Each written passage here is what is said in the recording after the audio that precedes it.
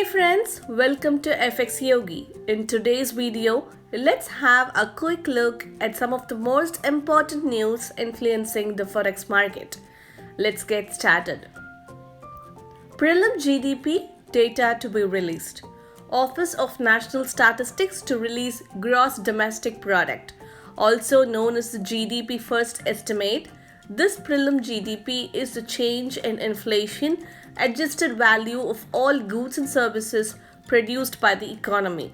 This vital data is released quarterly about 40 days after the quarter ends. There are two versions of quarterly GDP released about 45 days apart, preliminary and the final. The preliminary release is the earliest and thus tends to have the most impact. It is the broadest measure of economic activity and the primary gauge of the economy's health. Usually, when the actual is greater than forecast, it is good for the currency.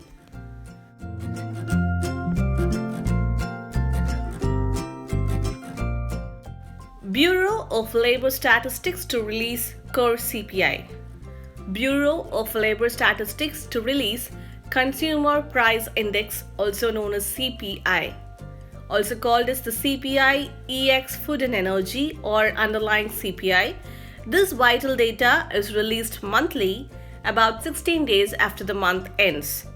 The CPI data represents the change in the price of goods and services purchased by consumers excluding food and energy. Food and energy prices account for about a quarter of CPI, but they tend to be very volatile and distort the underlying trend. The FOMC, Federal Open Market Committee, usually pays more attention to the core data, so do traders. Consumer prices account for a majority of overall inflation. Inflation is important to currency valuation because rising prices lead the central bank to raise interest rates out of respect for their inflation containment mandate.